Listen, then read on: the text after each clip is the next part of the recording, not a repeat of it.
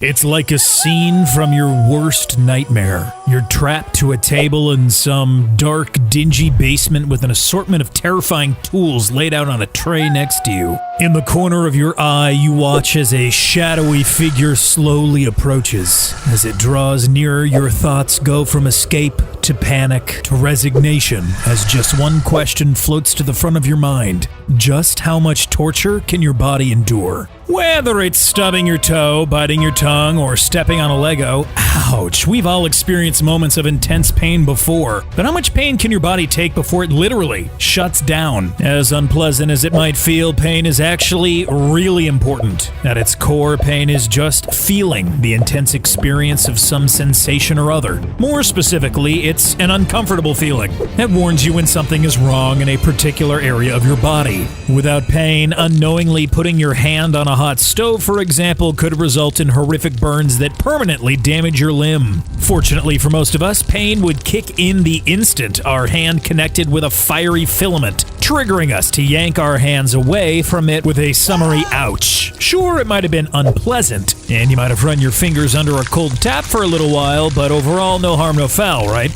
Believe it or not, there are actually people who can't feel pain. It's a genetic disorder so rare that only a few hundred people are estimated to have it. And while it may seem like a superpower at first, people with this condition constantly put themselves in harm's way, as they have no real concept of what pain or injury is, and as a result have no idea what their body's natural limitations are. Pain lets you know that you have some kind of illness, like an ear infection or an injury, like a sprained ankle, enabling you to go ahead and do something to remedy the situation, like take antibiotics or get some crutches. Without pain, our body has no real way of knowing if something has gone wrong. So, clearly pain is a good thing. But you know what they say about too much of a good thing? Which begs the question, how much pain is too much? Well, the truth is, pain tolerance varies from person to person. Some people are driven to tears after getting a mere paper cut, while others can go through the entire process of childbirth without painkillers. Bravo, moms. However, knowing when pain is too much for any person is pretty easy, since an overload of pain literally causes your body to shut down due to a lack of blood supply to your brain. But why does too much pain lead to this insane brain drain? Insane in the brain drain. Insane in the brain! Excessive pain can cause your autonomous nervous system, or ANS, to get overwhelmed and stop working temporarily. Your ANS is responsible for controlling things like your heart rate and blood pressure, so when it stops working, your brain panics and you end up fainting. While there's no official final threshold for pain in human beings, researchers estimate the amount of pain necessary to cause a person to shut down in this way is somewhere between the pain experienced during the process of childbirth and straight up taking a blowtorch towards the face.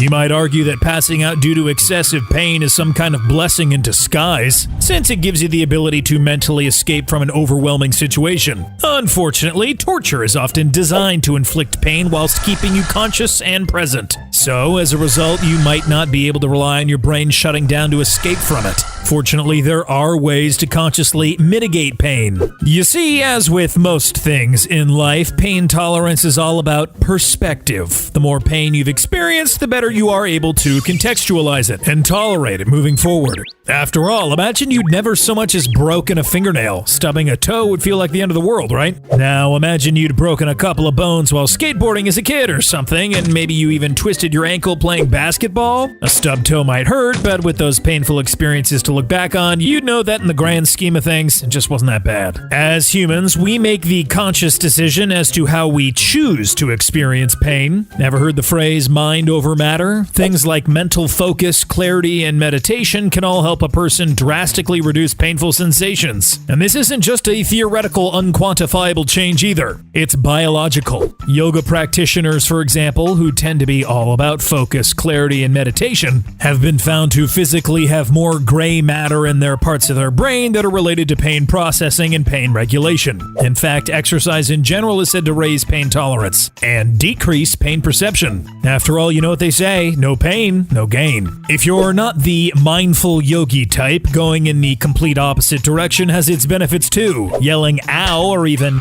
loudly cursing can reduce sensitivity to pain as you're experiencing it, likely due to the fact that vocalizing and expressing pain temporarily distracts you from the actual sensation itself. Interestingly, it appears that vividly imagining doing a relaxing activity like taking a warm bath surrounded by candles or hanging in a hammock by the beach can help dull feelings of pain too. The more vividly you imagine, the less pain you wind up feeling. Of course, it can be difficult to think of soothing thoughts when you're under intense duress, but hey, that sounds like a you problem. While these tips and tricks are helpful and can lead to increased pain tolerance, there's no denying that some people are just naturally predisposed to handling pain and torture better than others. The biological reasons for this relate to the production of an enzyme called COMT. The more COMT a person produces, the better the body is able to neutralize any pain it feels. Unfortunately, there's not much you can do to stimulate COMT production or become an expert yogi once you wake up in a torture chamber, so it looks like you might have to settle for the old-fashioned method of screaming and wishing you were somewhere else. Now, we won't get into specifics regarding the kinds of torture you might face, since we're sure you're imaginative enough. That's what Hollywood is for. However, it's worth noting that physical pain may not be the only thing you have to endure. After all, torture's come a long way since the Middle Ages. While back then you may have been subjected to horrific physical torture devices like the rack or the Iron Maiden, the spike-filled sarcophagus, not the award-winning heavy metal band. Modern militaristic torture tends to be more psychological than physical. That's because we've realized that some of the worst forms of torture don't involve any physical pain at all. Take white torture, for example. Victims of this psychological torture aren't physically harmed in any way.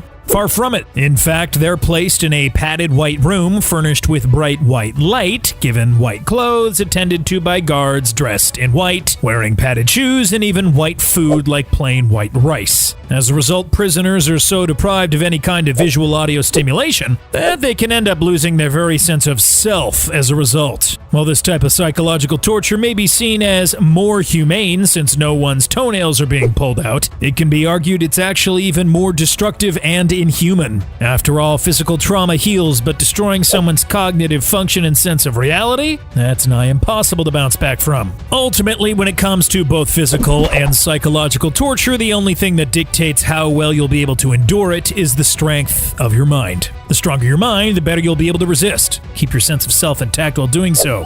Knowing that, let's rewind to the scenario at the beginning of this video so you can look your torturer dead in the eye and let them know they'll never break you. Wait, is that your 11th grade English teacher? She's holding your final paper and she's giving you an F. As you wake up screaming in horror, you realize that your worst nightmare was just that. A nightmare. You're safe and sound in your own bed with no imminent threat to your well-being, that you know of at least. And as you gratefully drift back off to sleep, the last thing you remember thinking to yourself is, maybe it's time I start doing yoga. Ciao for now, Brainiacs. If you enjoyed this video, be sure to like and subscribe below. Then head over to the Brainiac YouTube channel for even more scary scenes.